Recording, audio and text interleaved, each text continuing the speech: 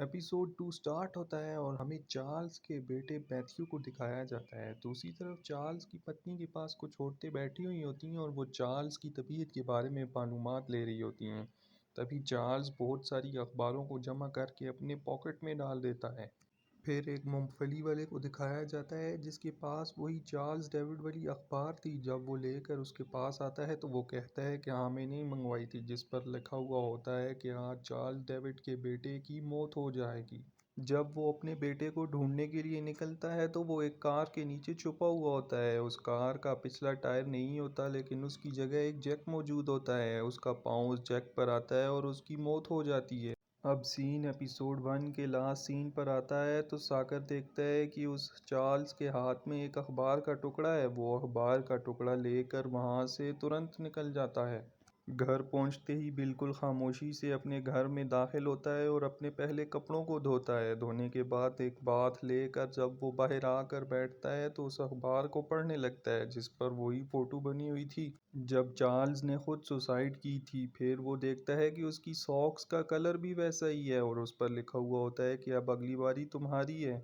Charles के case को संभालने के लिए डीसीपी क्रांति को बुलाया जाता है जो कि एक बहुत ही चालाक ऑफिसर होती है। वो चार्ल्स के फार्म हाउस पहुंचती हैं तो वहाँ हर जगह अखबार ही अखबार मौजूद होती है। वो उस रूम में आकर जांच पड़ताल करती है तो उसे पता चलता है कि दीवार पर खून है, दरवाजे पर भी खून है, लेकिन जहाँ पर वो पुलिस वाले को खड़ा करती है उसकी टांगों में भी खून है लेकिन उसके पीछे बिल्कुल खून नहीं है, जिस वजह से वो समझ जाती है कि ये सुसाइड किसी ने होते हुए देखा अपनी आंखों से। अब वो चार्ल्स की पत्नी से इन्वेस्टिगेशन करती है तो उसे पता चलता है कि पहले उसकी भाई की मौत हुई, फिर उसके पिता की मौत हुई, फिर उसकी दादी की मौत हुई, फिर उसके बेटे मैथ्यू की मौत हुई और अब उसकी मौत हुई। रंगा क्रांति को बताता है कि हमने उसके फ़ोन कॉल्स की लिस्ट चेक की है जिसमें 6 मिस कॉल उसकी वाइफ और 8 मिस कॉल्स बास्टर्ड नाम के एक बंदे की है, जिसको पता करने से पता चला कि ये तो सागर वर्मा का नंबर है। सीन सागर के ऑफिस में आता है तो वहाँ अमृता उसी न्यूज़ के बारे में सुन रही होती है, चार्ल्स जब सुसाइड कर लेता है।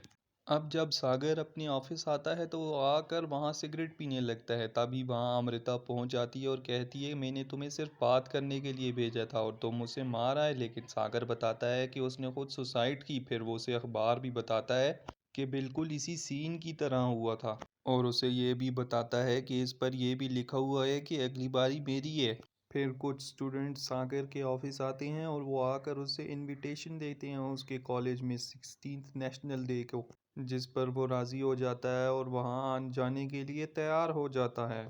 सीन पुलिस स्टेशन आता है तो वहाँ पर उस ड्राइवर की हालत उस पुलिस वाले गोश्त ने बहुत ही बुरी कर दी थी और वो उसे बहुत ही ज़्यादा टॉर्चर कर रहा था। तब वो उसका मुंह खोलने लगता है कि देखता है कि उसका दांत सोने का है।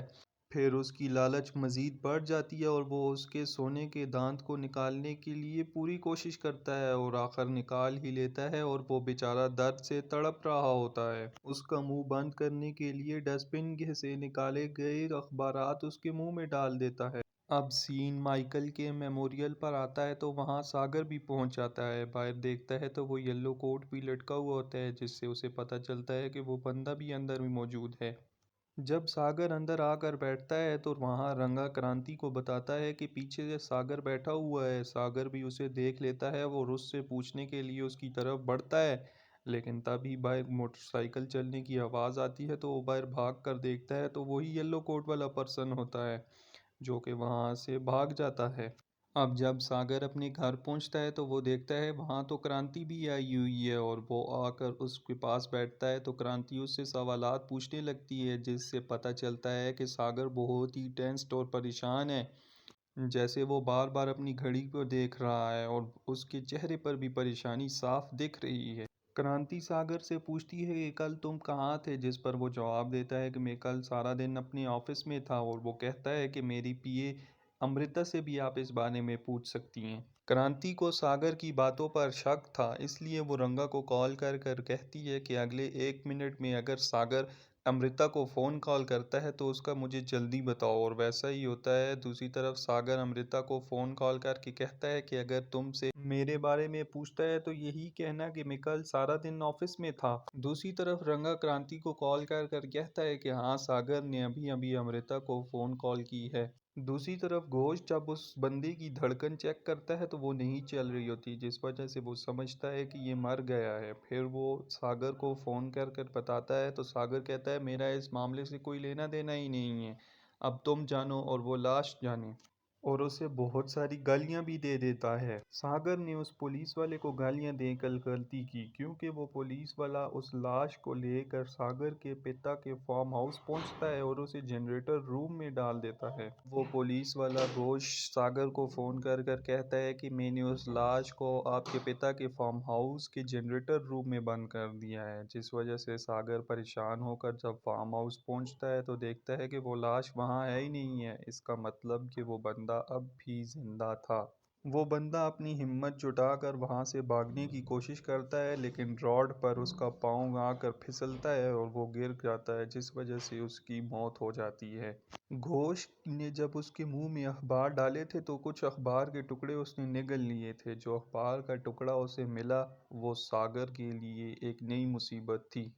और इसी सस्पेंस के साथ हमारा एपिसोड यहीं समाप्त होता है। मिलते हैं आपसे एपिसोड 3 में, तब तक के लिए अपना ख्याल रखिएगा।